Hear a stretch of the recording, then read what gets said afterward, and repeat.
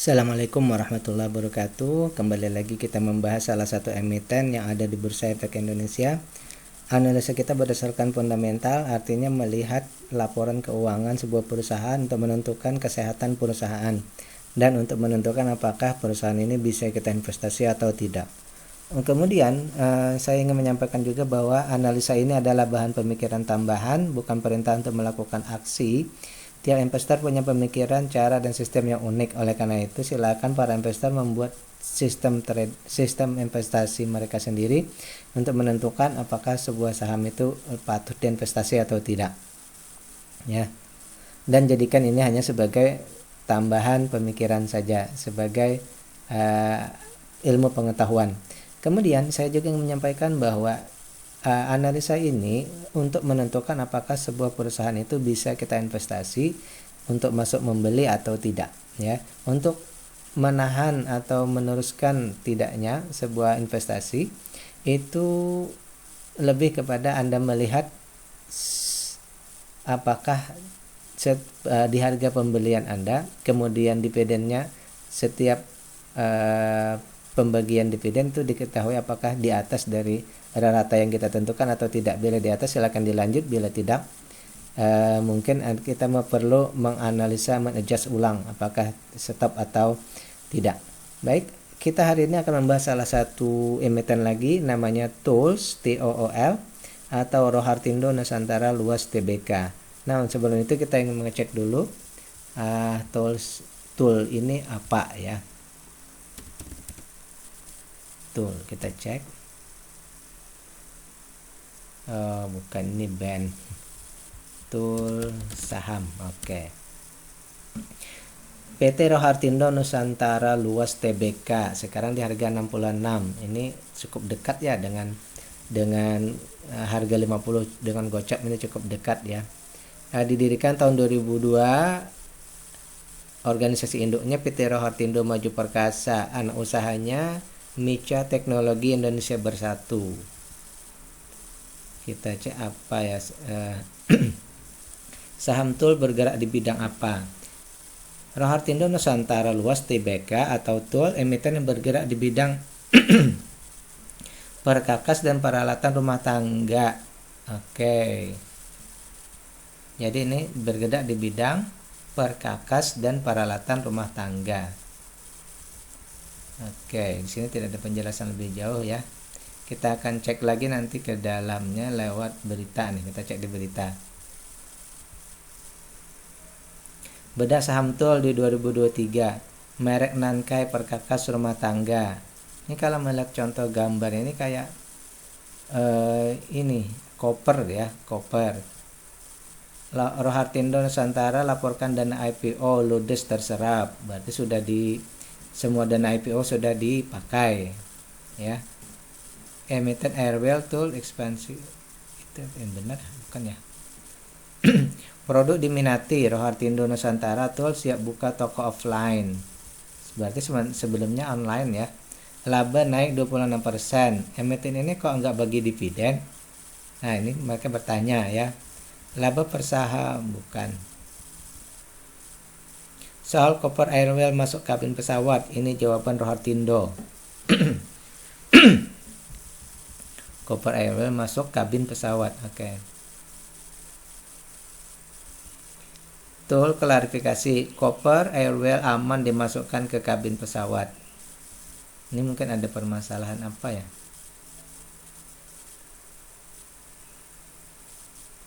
Coba kita cek dulu ya. Kenapa sampai dibahas seperti ini? PT Rohartindo Nusantara Luas Tbk mengkhususkan diri dalam penjualan perkakas alat rumah tangga koper Airwell, memberikan penjelasan terkait keamanan koper Airwell di dalam kabin pesawat. Hal ini merespon informasi yang beredar di media sosial mengenai salah satu larangan pengguna koper Airwell di maskapai Indonesia. Direktur Utama Ronald Hartonotan menyampaikan bahwa koper Airwell yang dipasarkan oleh Tool telah memenuhi spesifikasi persyaratan yang diatur oleh Asosiasi Transportasi Udara Internasional. Oleh karena itu, koper Airwell dianggap aman untuk dimasukkan ke dalam kabin. ya. Koper Airlines memiliki sertifikat keamanan bla bla bla. Tol berkomitmen untuk memasarkan produk sesuai dengan persyaratan yang berlaku dengan menjunjung tinggi prioritas. Berarti ini ada permasalahan sedikit berarti ya. Sampai manajemen ini menanggapi ya. Menanggapi pemberitaan yang beredar, ia menyatakan bahwa hal tersebut tidak akan berpengaruh terhadap kinerja perseroan, mengingat pihak maskapai telah memberikan klarifikasi dengan jelas. Pada tahun 2024 kami menargetkan pertumbuhan yang sesuai dengan target di semua lini penjualan. Oke, selain klarifikasi keamanan Koper, Ronald juga mengumumkan rencana Tol membuka toko fisik Airwell pada tahun 2024. Oke, jadi ada anak ekspansi menjadi toko offline juga ya. Baik, kita lanjut ke pembahasan kita. Tol sudah menyampaikan laporan keuangan mereka di tahun 2023 ya. Sudah terbit dan datanya sudah bisa disarikan sehingga kita mendapatkan data tersebut sebagai berikut ya. Hari ini tadi berapa ya? Saya lupa juga nih. Kita cek, kita ulang. Tadi di harga berapa ya? Kita cek ke atas.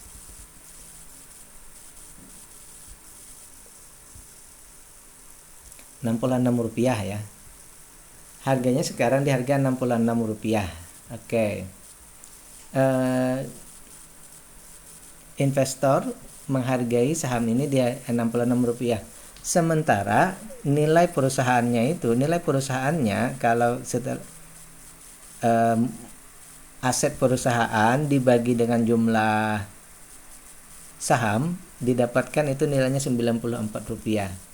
Jadi price to book value-nya, harga dibandingkan nilai bukunya itu 70%. Jadi harga sekarang berada di 70%. Harga sekarang berada di 70%. Berarti kita mendapatkan diskon di sini sekitar 30%. Tapi diskon di sini bukan dalam artian harga ya. Kita mendapatkan di sini bahwa simpulan kita bahwa perusahaan ini sedang dihargai murah ya. Jadi perusahaan ini bertumbuh kembang. Dia bertumbuh dan berkembang ya. Jadi dari harga sekarang menuju ke nilai bukunya saja itu 30%. Apalagi kalau nanti sampai dia naik melewati dari nilai wajarnya, berarti mungkin istilahnya itu dia akan bisa beggar. Kemudian perkembangannya bisa mungkin dengan cepat beggarnya ya. Mungkin bisa dengan cepat kalau ada momentumnya juga ya. Tapi ada kemungkinan untuk itu ada karena harganya sekarang di 66 ya. Baik, sekarang kita lanjut untuk mengetahui apakah perusahaan ini murah ya, murah atau mahal, baru kita lihat di IPSTTM. Maksimal harga kita membeli saham ini adalah di 150. Jadi kalau sudah lebih dari 150 itu sebaiknya kita tidak lagi membeli saham ini. Untuk kalkulasi sekarang ya, itu di harga 150. Sekarang kita mau membandingkan harga oleh investor sekarang itu sekitar 66. Berarti di harga sekarang itu baru di tingkat di level 44% ya. Baru di level 44%. Berarti kita punya banyak diskon ini ya. Kita punya diskon yang besar. Oke, kita ulang. Jadi diskonnya ini 56%, lebih separuh ya. Harga sekarang itu dapat diskonnya lebih separuh. Artinya apa? Artinya pada saat kita membeli sekarang, ibarat harga baju itu 100.000, berarti kita belinya hanya di harga 44.000. Berarti murahnya itu 56.000 diskonnya. Anggap berarti dengan begitu kita sebenarnya bisa membeli dua. Kalau dengan uang 100.000 kita bisa membeli dua sebenarnya ya. Jadi saat ini harganya diskonnya beli satu dapat dua istilahnya ya. Baik, dengan begitu kita simpulkan dulu valuasi murah, atau bahasa lainnya lagi setelah karena ada juga Mercy harga bajai ya. Mercy harga bajai. Nah, dua data ini sangat-sangat bagus bagi kita sebagai investor untuk meletakkan bahwa kita mau berinvestasi di sini. Namun ada satu hal penting lagi, bahwa kita harus mengkonfirmasi dengan dividen ya, kita mengkonfirmasi dengan dividen. Sayangnya ya, dari beberapa catatan sebelumnya, mungkin kan ini perusahaan baru, bisa juga ya baru listing, mereka belum membagikan dividen ya, mereka belum membagikan dividen. Sayangnya ya, kita mengasosiasikan begini saja, perusahaan yang baik itu adalah perusahaan yang peduli dengan investor. Apa bukti perusahaan itu peduli dengan investor? Yaitu membagikan dividen dari keuntungan. Kalau melihat di sini, sekali lagi bahwa perusahaan belum membagikan dividen, berarti kita anggap saja perusahaannya belum peduli dengan investor. Bisa saja peduli ya, tetapi mungkin atas pertimbangan apa kita juga belum tahu. Tapi bagi kita sebagai investor, bahwa dividen itu hal yang mutlak bagi kita, menjadi syarat untuk berinvestasi di sebuah perusahaan. Oleh karena itu, maka di sini tidak tanpa dividen ya, tanpa dividen. Oke, kita tulis dulu di sini.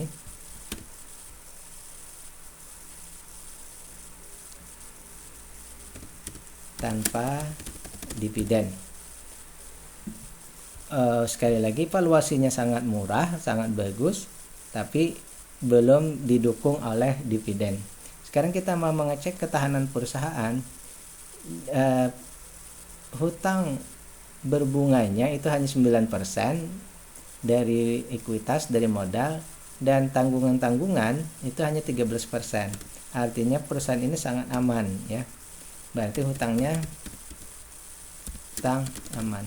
Kalau saya pribadi melihat, seharusnya dengan hutang yang tidak banyak ya, seharusnya bisa saja membagi dividen ya, perusahaan ini harusnya bisa membagi dividen dengan tidak adanya tanggungan yang besar nih tadi ya.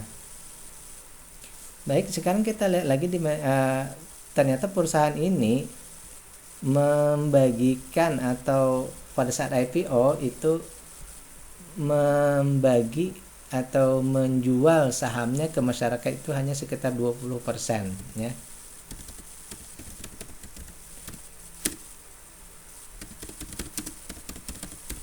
Hanya 20%, berarti 80%-nya misalnya ada pengendali utama, ada pemilik saham besar lainnya, itu masih 80% porsinya ya. Jadi saya menghitung di sini bahwa pengendali bukan retail, pengendali masih menguasai ya, pengendali masih yang utama. Artinya mereka percaya bahwa perusahaan ini baik, perusahaan ini fondasinya sangat bagus. Kenapa? Karena tidak dijual ke masyarakat dengan banyak ya. Hanya saja seluruh sahamnya berupa non warkat atau digital. Seluruh sahamnya berupa digital, artinya ada di pasar reguler, yang berarti pengendali bisa saja menjual sahamnya setiap saat ya, setiap saat bisa dijual, mau sedikit mau banyak, di bursa ya. Dan ini mungkin harus menjadi perhatian kita ya. Oleh karena itu, melihat data yang ada ini, saya mengambil bukan kesimpulan, tapi mengambil hipotesa bahwa perusahaan ini sebenarnya sangat bagus ya, sangat baik, dan akan sangat baik lagi bila perusahaan ini mau menyisihkan sebagian dananya untuk membagikan dividen ya. Oleh karena itu saya menulis di sini menunggu ada dividen ya. Saya pribadi akan berinvestasi di sini apabila ada dibagikan dividen. Valuasi perusahaan yang sangat baik tanpa diimbangi dengan dividen, mungkin saja dia sepertinya bagus, tapi kita tidak tahu, bisa saja itu di atas kertas ya, bisa saja itu di atas kertas. Tetapi kalau memang dibagikan dividen berarti uangnya ada. Keuntungan itu memang real ya. Oleh karena itu kita perlu melihat kepastian ini. Jadi oleh karena itu untuk saham TOL ini kita patutlah menunggu dulu RUPS-nya, rapat umum pemegang saham tahunannya, apakah ada dibagikan dividen atau tidak. Kalau ada dengan diskonnya 56% itu kita bisa masuk kapan saja ya. Dengan diskonnya sebanyak itu kita bisa masuk kapan saja. Tetapi bila tidak ada dividen, maka menurut saya sebaiknya kita menahan diri dulu.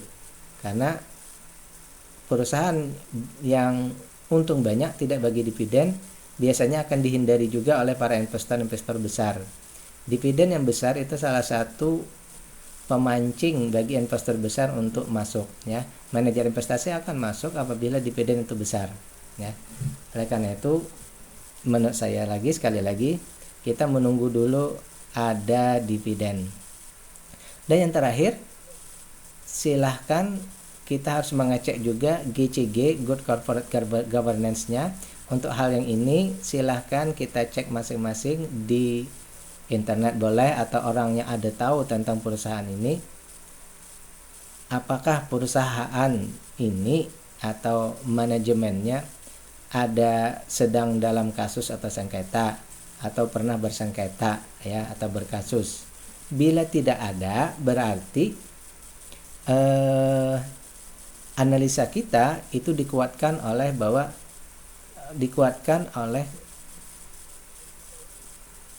good corporate governance-nya, dikuatkan bahwa manajemennya baik.